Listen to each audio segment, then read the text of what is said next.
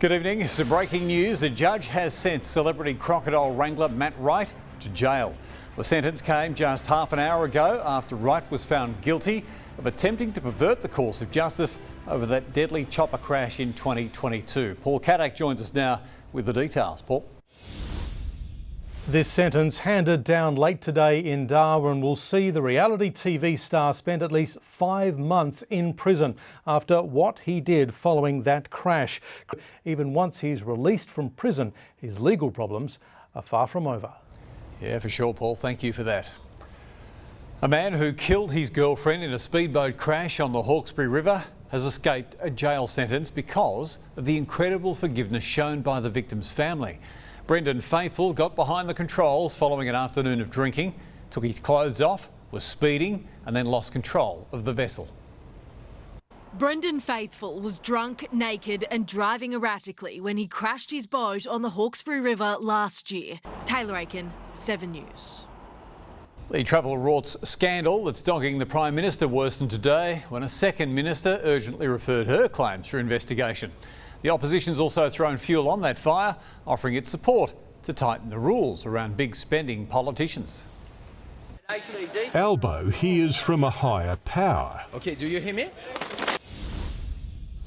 And coming to light late today, claims of threats made to kill Minister Annika Wells and her family. Australian Federal Police say a fortnight ago, the minister's office showed them 2 emails that allegedly included the death threats. Police say they executed a search warrant on a Sydney property in Bankstown earlier today, arrested a 31-year-old man and seized his electronic devices. The man has since appeared in court in Bankstown and was bailed on a charge that carries a maximum sentence of 10 years in jail. Daniel.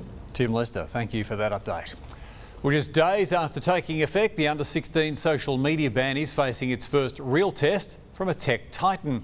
Reddit has filed a challenge against the teen lockout in the High Court, claiming the law is being applied to the company inaccurately.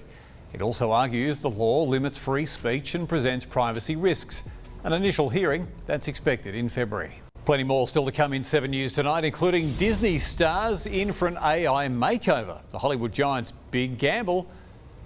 And the moment a house explodes, wiping out 2 others. You'll see it next. The head of NATO has warned the threat of World War III is at Europe's doorstep if something isn't done about Russia. Ukraine is handing over an updated peace plan, but it seems pretty unlikely Moscow will agree to it. As Russia advances on its enemy, a warning these attacks could soon stretch beyond Ukraine's borders. Jury Demasi on the way with Money Talks, and in sport, Benji re-signs with the Tigers, but will his star players obey martial law?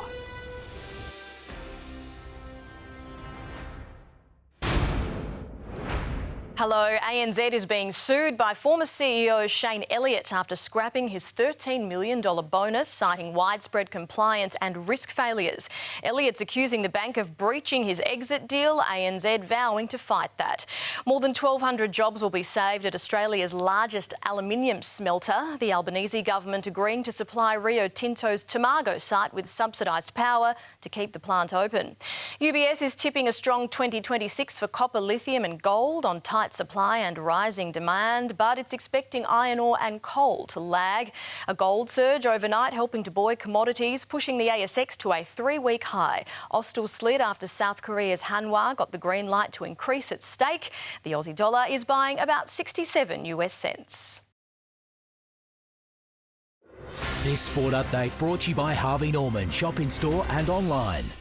Comeback Aussie captain Pat Cummins had his final tune-up before heading to Adelaide for next week's series-defining 3rd Ashes Test. As the Poms wrap up their week away in Noosa, 2 former Ashes captains say the mid-tour sabbatical might just save the series. An early net session in Sydney, Pat Cummins and Nathan Lyon all but locked in for Adelaide comebacks.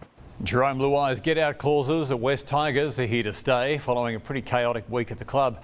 Benji Marshall is adamant his marquee man is committed after the coach shored up his own future at Concord until 2030.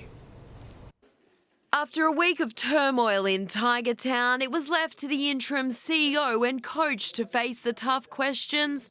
That's sport for the week. Stick around. Kirstie has a look at your national weather details, and good on you, Fred, for sending in this photo from Upper Horton. Upper where? Photos at 7.com.au.